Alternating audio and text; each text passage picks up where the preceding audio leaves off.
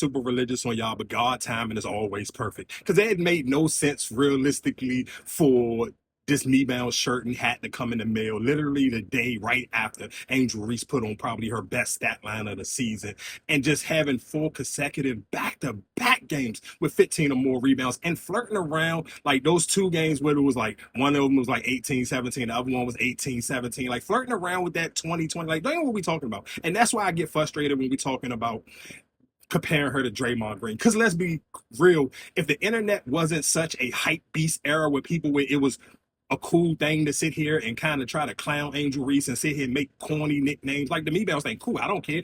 Look fire on the shirt, look sweet on the hat. You go with the shoes. All of that is absolutely cool. But let's be real. Let's have real conversations. If this was any other player in the W, you'll be comparing her to the Joker. You'll be comparing her to Embiid or LeBron or Giannis. Any of these, because that stat line is crazy. You talking about dog, 3 games back to back. You sitting here saying flirting with a 2020 game is absolutely ridiculous, dog. Like, let's be serious. Like, and then a lot of people will sit here and say, oh, it's easy to flirt with it because you ain't scored more. Okay, well, she scored more and still got 16 boards and still had 7 assists, dog. And let's be clear, like some of the, like she made the dishes, and this is, of course, because her teammates was knocking down threes. But let's be clear, if they would have hit a couple of them jumps that she was hitting her, this would have been a ridiculous triple-double game. So that's my only thing is where I say is Draymond Green comparison is the safe.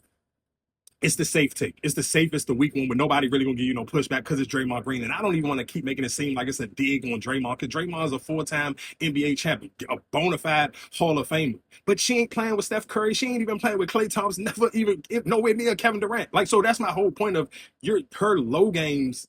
It's just her just still thugging it out and trying to figure it out in year 2. But her peak games, if this wasn't Angel Reese, you would be comparing her to the Joker or Giannis or Embiid or any of those other players. Let's just be real. Let's just call a spade because it's easier. And again, it's a lot of men who don't got no backbone. So you don't want no real smoke on the internet. You don't want to have a real take. So the safe one will be the Draymond jump. But 4 back-to-back consecutive rebound games with 15 or more rebounds is absolutely ridiculous. You talking about 3 of these games you're flirting with a 2020, bro. That's a video game number. I'm on the internet, dog. I pay attention to how people react when men flirt with these type of numbers.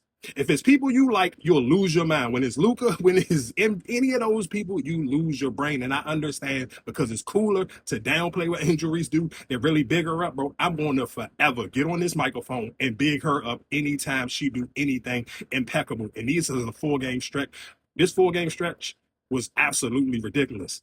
And all I'm just saying is saying it's only going to get better with time. The more she figure out that game, even the game yesterday, bro, think about what we talking about. 24 points, and she only went to the free throw line twice.